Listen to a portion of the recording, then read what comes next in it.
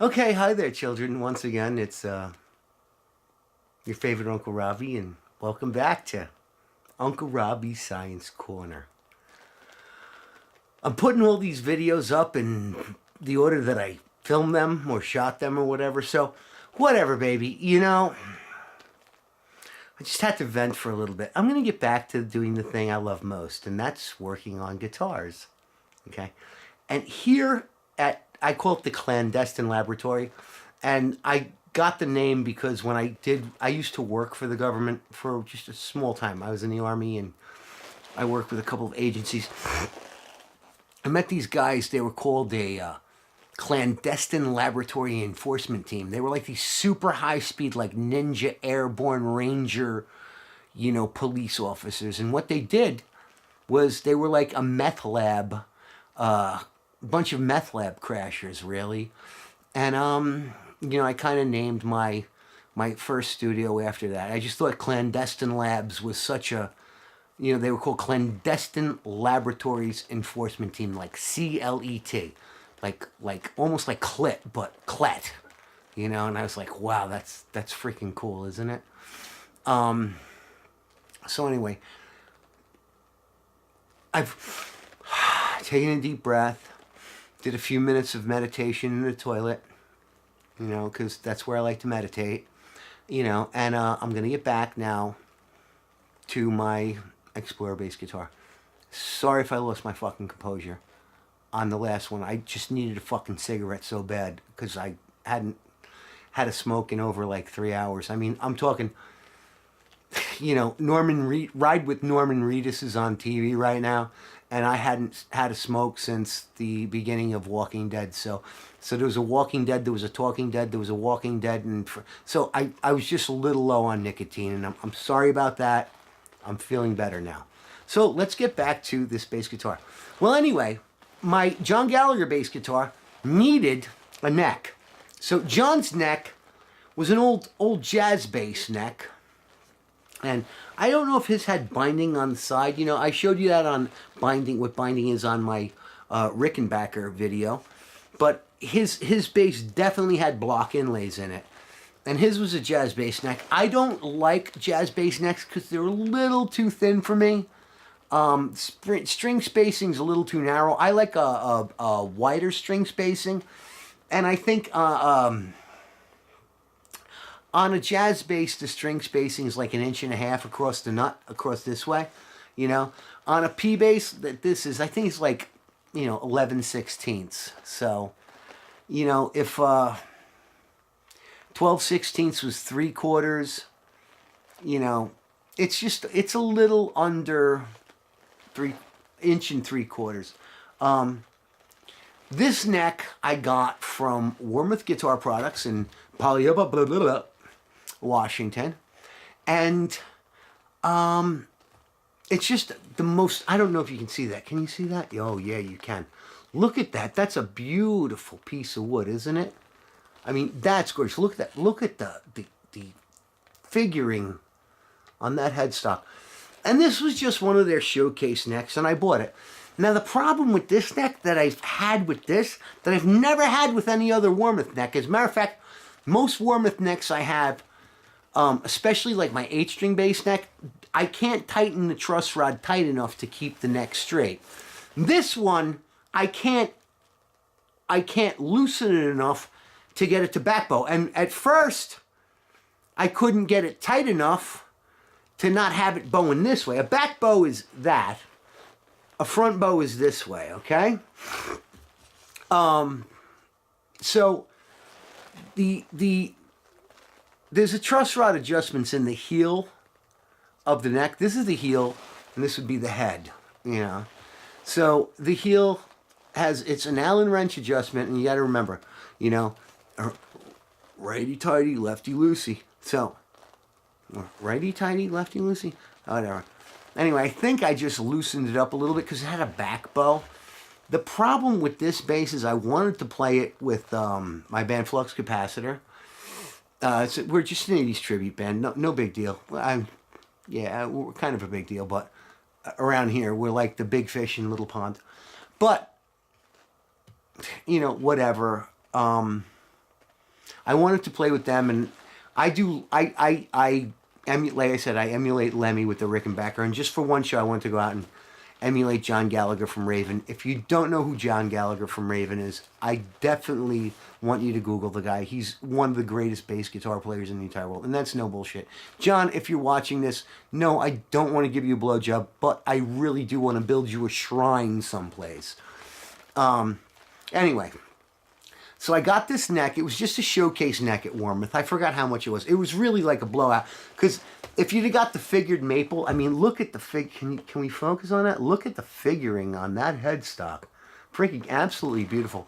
You know, and the inlays, and I like the bigger like 6150 frets, which was my choice frets, and they put them in. They do a beautiful job fretting. I've never had to do a dressing with a Warmouth bass neck. I love them. Oh, baby. I love you. I don't want to get overly sexual with my instruments, but sometimes you just have to, because life is so long when you're lonely. I forgot what song that is. Life is very long when you're lonely. It's a Smiths song. Anyway, I digress once again. Now, the thing about the tuners on this, really funny. Shallow tuners have changed in the last, I don't know, 20 years. This tuner, okay, you can see, it doesn't, like, if you look, this one has the little, I don't know, little there, you know, indenture there.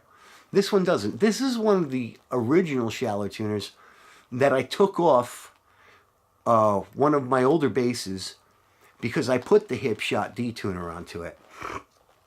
These are the newer shallers, and they have this. So, and I got to tell you the truth, I built 4 basses, put 4 hip shot D tuners onto them. So I just had 4 keys left over, like spare keys, because you get them a set of 4. And, you know, you just throw one. So after I did 4 bass guitars, I had enough to do this one. The reason why there's no D-tuner on this is because of the most beautiful hip shot tremolo. So what I'm going to do right now is mount the neck. And what I'm going to do right now is refocus the camera down onto the operating table, because that's what I do. And I really apologize if I got a little out of hand on the last video. I'm not taking it down, because, I mean, like I said, I shoot this shit Veritas. It's life as it happens. But I can't go on Twitter anymore without freaking wanting to chuck my cookies all over the freaking bathroom floor. It's like one side's hating the other side's hating the other. It's like that episode of Star Trek where it's like, you know, it's Gorshin, what's his name? He played the Riddler on Batman. You know, Frank Gorshin. And he's half black and he's half white. The other guy's half black and half white. And they say, why do we hate each other? Because, well, he's black on this side and I'm black on this side and he's white on that and I'm black. And that's what this world is like, really. I mean, it's really disheartening to me. And, you know, being a person with fucking, like, moderate mental illness, just watching this shit, all it makes me want to do is drink beer, smoke cigarettes, eat magical butter cookies, and, I don't know, you know, just lay around and masturbate all day long, because fucking the odds of me finding, you know, love or gainful employment or future happiness are very limited, slim to none. So I'm going to get back to putting the freaking neck on this bass, and I'm going to string it up, okay? So just stay tuned. This might be a little bit of a longer video, but I'm just going to refocus. So anyway, back down to the operating table. Now here's the bass guitar, here's the neck, okay? The tolerances on the Warmouth products are perfect. The problem is when you add finish, you actually add thickness to these parts. And if you can see, on the heel of my neck, this bass was put together and dismantled. You can see the tomato soup red color, as John Ghallager so eloquently put it, is wearing off onto the side and neck. So what I should actually do is just take some sandpaper and sand this shit off and sand, you know, you see in the neck pocket here, there's all that overspray. But I'm not. What I'm going to do is simply, this is called the this is called the L'Amour's backstage method of setting a neck.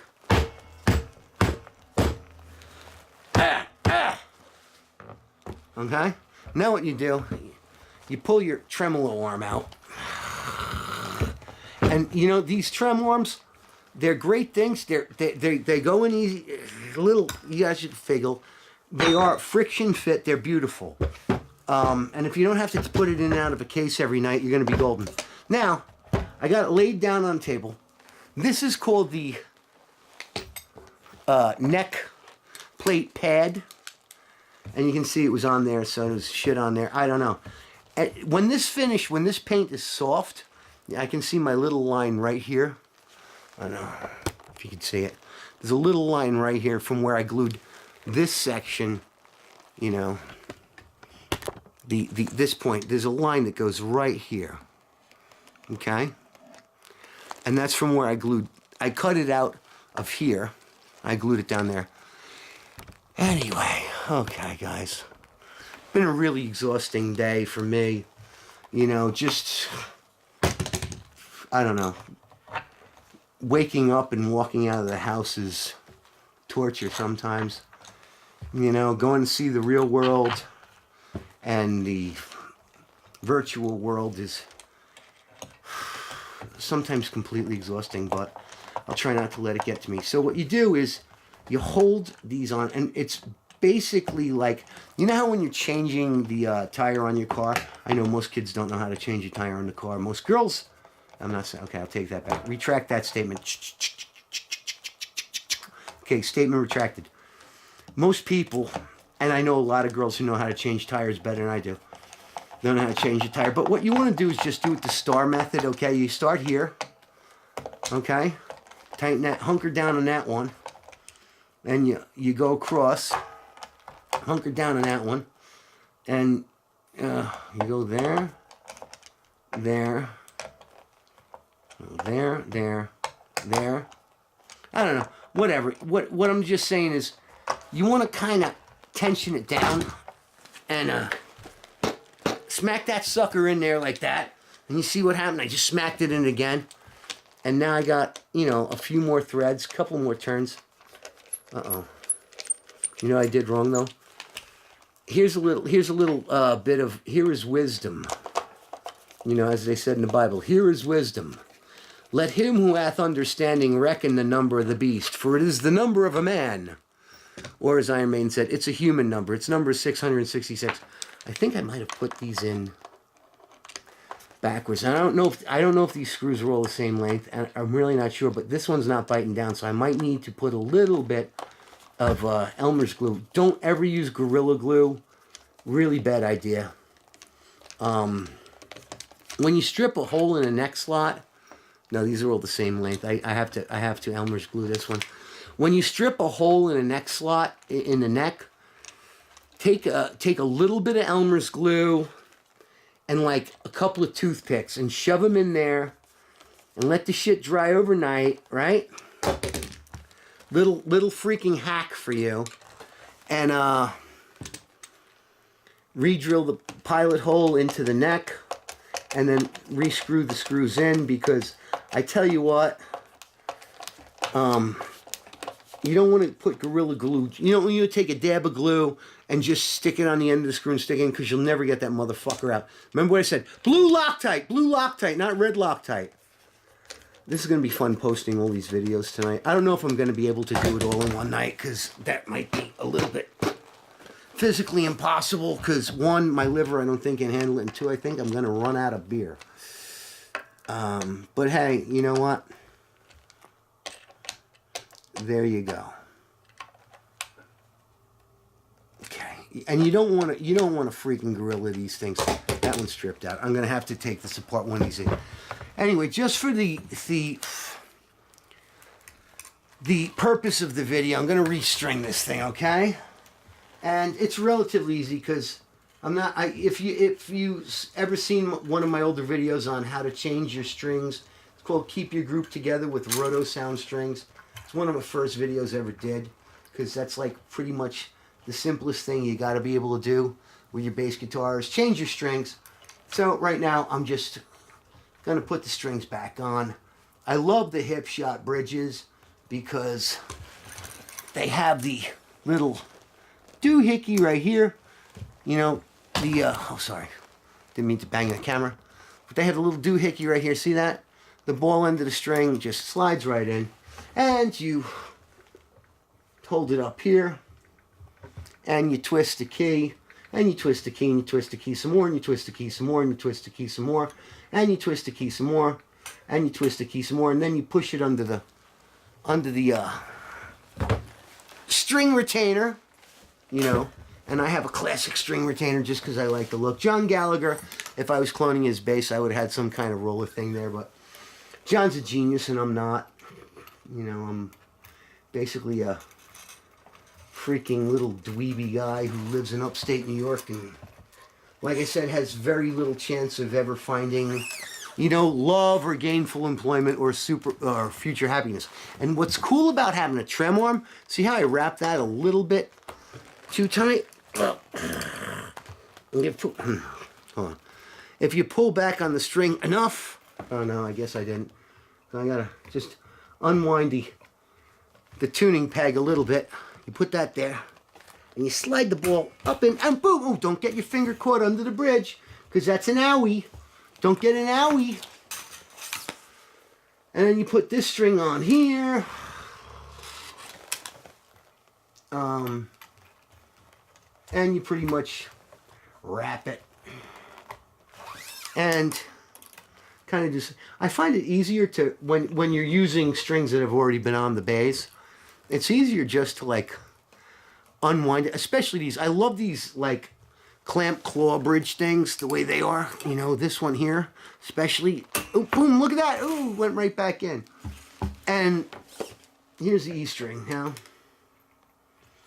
Mind you, this is all in real time. I don't edit these videos because, like I said, I shoot this shit veritas. Life as it freaking happens. And you know what? Life as it's happening for me right now is, oh God, I can't get it. I can't get it. I don't want to get my finger caught under the bridge and I can't get it. Oh, I did it. And then what you want to do.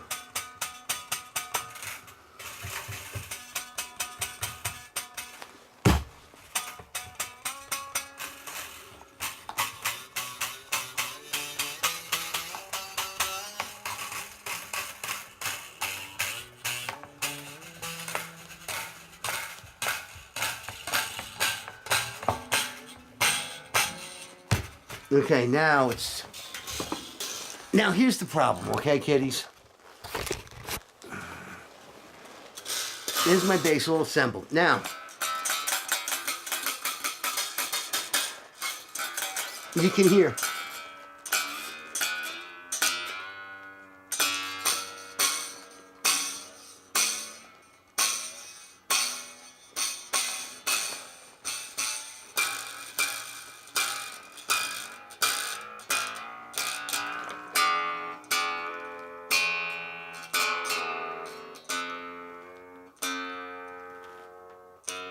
I don't know.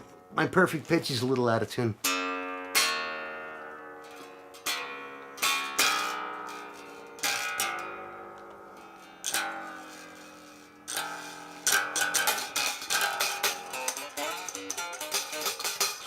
Anyway, that's how you put the bass back together. Let's stop now and maybe come back and do a video about just how to intonate this fucking thing and set the string height and all that, but ooh, the trem arm just fell out, but anyway.